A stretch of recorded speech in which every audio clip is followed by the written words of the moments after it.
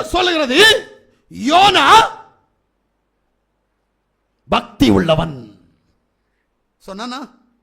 சொன்னான்ல பக்தி உள்ளவன்.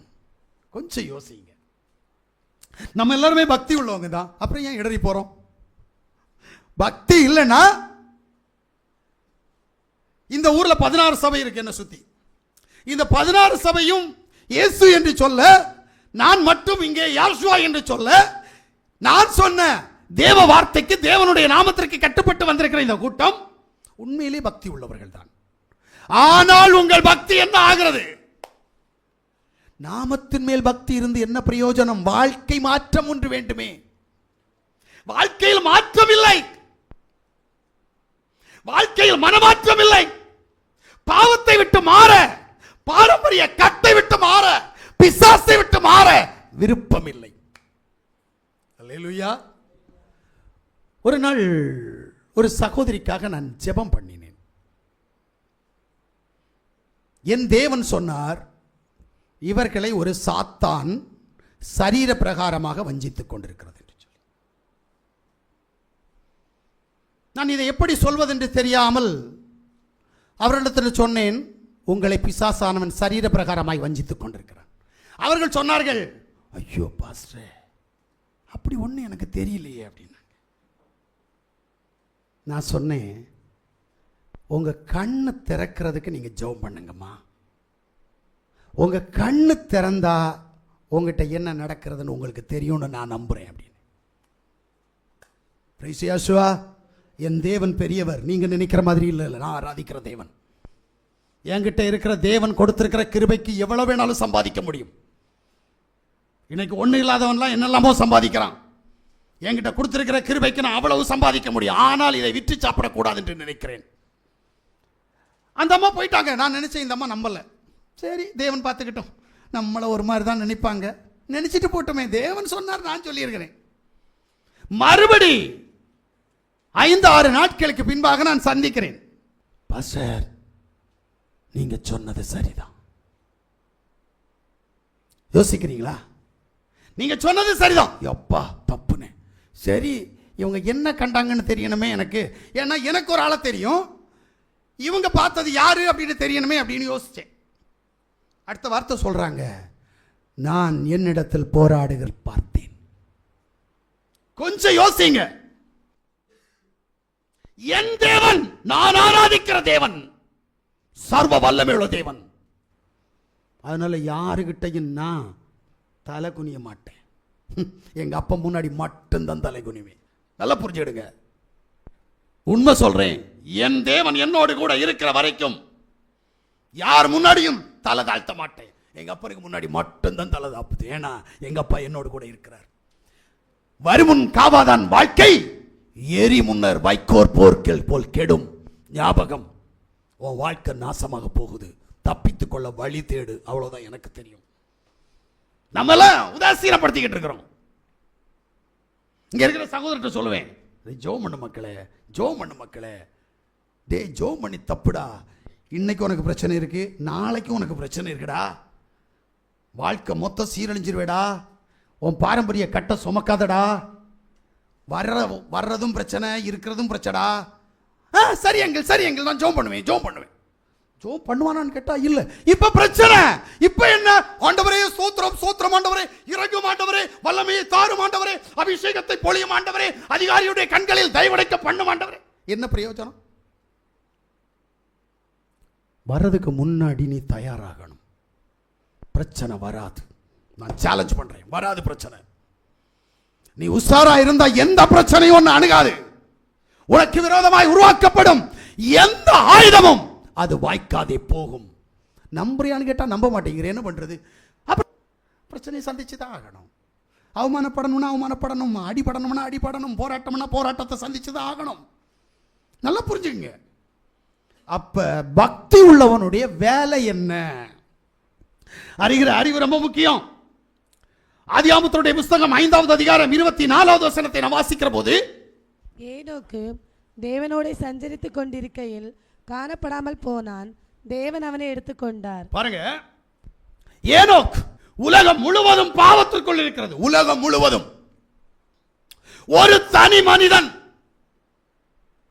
இந்த உலகத்துக்கு எதிர்த்து போராடுறான். எப்படி? பக்தி உள்ளவன் நீ நினைக்கிற மாதிரி இல்ல. இன்னைக்கு இதுதான் சம்பவம். இந்தியாவில் முதல்ல யாசுவா தான் தேவன் சொல்லிட்டு போராட ஆரம்பிச்சேன். இன்னைக்கு போராட்டம் ஜெயம் கிடைச்சிருக்கு. எனக்கு 12 வருஷம் ஆயிடுச்சுல. ஒரு 12 வருஷமா கத்துன்னு கத்துனேன். இன்னைக்கு பலன் கிடைக்குது. அங்கங்க மூல மூல மூல மூல முடுக்கல அங்கங்க யாசுவா சொல்ல ஆரம்பிச்சிட்டாங்க. இதே மாதிரி இதை விடவும் வல்லமையாய் ஏனோக் தேசம் முழுவதும் பாவத்திற்குள் அடிமையா இருக்கிறது, பாரம்பரிய கட்டுக்குள் அடிமையா இருக்கிறது. ஏனோக்கு மட்டும் பிள்ளைகள், பேரப்பிள்ளைகள், கொள்ளு பேரர்கள் அப்படின்னு சந்ததி வளர்ந்துகிட்டே இருக்குது. பாரம் நிறைய இருக்குது. நம்ம சொல்லுவோம், ஐயோ என் பிள்ளைய வச்சு படிக்கிறது சொல்லி கொடுக்குறேன்னா ஜெபிக்க நேரம் இல்லை, சமையல் பண்றேன்னா ஜெபிக்க நேரம் இல்லை, வெளியூர் போனேன்னா ஜெபிக்க நேரம் இல்லை, வேலை போனேன்னா ஜெபிக்க நேரம் இல்லை. நீ பிசாசு பிடிச்சதான் ஜெபிக்க நேரம் இல்லாம இருக்குன்னு எனக்கு தெரியும். ஆனா இவன் எத்தனை வயசு, தள்ளாடுகிற வயசு, உலகம் தேவனை மறந்து நடக்கிற போது இவன் மட்டும் தேவ சமூகத்தில் நிற்கிறான். அவனுடைய பக்தி என்ன? வேதம் சொல்லுது, அவன் தேவனோடு சஞ்சரித்துக் கொண்ட போது எடுத்துக் கொள்ளப்பட்டான். நீ எப்படி இருக்கிற? அல்லேலூயா. நீயும் பிசாசோடு சஞ்சரித்துக் கொண்டிருக்கிற போது எடுத்துக் கொள்ளப்படுவாய். எதற்கென்றால் எடுத்துக் கொள்வதற்காக. கான்செப்ட் புரியணும். இப்ப ஏனோக் பக்தி வைராக்கியத்தினால் உலகம் தேவனை மறந்த காரியத்தை செய்த போது அவன் மட்டும் தேவனுக்கு பிரியமான காரியத்தை செய்தானே. ஏன்? அவனுடைய பக்தி. ஏன் உன்னிட்ட அந்த பக்தி இல்லை? பிரைஸ் யாசுவா. அல்லேலூயா, அல்லேலூயா. ஏன் இல்லை? அது மாதிரி ஆதியாகமத்தினுடைய புத்தகம் 6வது அதிகாரம் 9வது வசனத்தை வாசிக்கிற போது, நோவாவின் வம்ச வரலாறு. நோவா தன் காலத்தில் இருந்தவர்களுக்குள்ளே நீதிமானும் உத்தமனுமாய் இருந்தான். நோவா தேவனோடு சஞ்சரித்துக் கொண்டிருந்தான். நல்ல கேளுங்க. இவனுடைய காலத்திலும் தேவ மனிதர்கள் இல்லை, தேவனை நம்பினவர்கள் இல்லை. ஆனா நோவாவுக்கு ஒரு கட்டளை கொடுக்கிறார். டேய், மழை வரப்போகுதுடா, நீ என்ன பண்ணு, ஒரு பெட்டகத்தை கட்டு. ஏங்க, மழைன்னா நோவாவுக்கு தெரியாது, என்னன்னே தெரியாது. அது வரைக்கும் என்ன பூமியில் நடந்துட்டு இருந்தது அப்படின்னா, பனி பெய்யும், மழைன்றத ஒன்று இல்லவே இல்லை. இவன் தேவன் சொல்லி இருக்கிறார், நான் நம்புகிறேன், நான் விசுவாசிக்கிறேன், நான் கிரியை செய்வேன் என்றான். நீ வரக்கூடிய ஆபத்தை தெரிஞ்ச பிறவே திருந்த மாட்டேங்கிற. என் தேவன் அற்புதத்தின் தேவன், அநேக அற்புதங்களுடைய ஊடாய் உன்னை வழி நடத்தி கொண்டிருக்கிறார். ஆனால் நீ செய்த அநியாயத்தினாலும் நீ செய்த அக்கிரமத்தினாலும் உனக்கு பிரச்சனைகளும் பிசாசனுடைய கிரியைகளும் பாவங்களும் உனக்கு கடந்து வருகிறது. உபத்திரவத்தினுடைய ஊடாய் கடந்து போகிறாய் என்று சொன்னாலும் மனம் திரும்புதல் இல்லை. கீழ்ப்படிந்தான். அறியாததை விசுவாசம் என்றது நீங்க நினைக்கிற மாதிரி நம்பப்படுகிறவர்களின் உறுதி, காணக்கூடாதவர்களுடைய நிச்சயம், ஒரு மண்ணங்கட்டியும் கிடையாது. ஒன்னிடத்துல விசுவாச கிரியை எங்க இருக்குது? நம்பிக்கையை வச்சுக்கிட்டு விசுவாசம் பாட்டு பாடுவேன். விசுவாசம் இருந்த பிசாச துரத்து.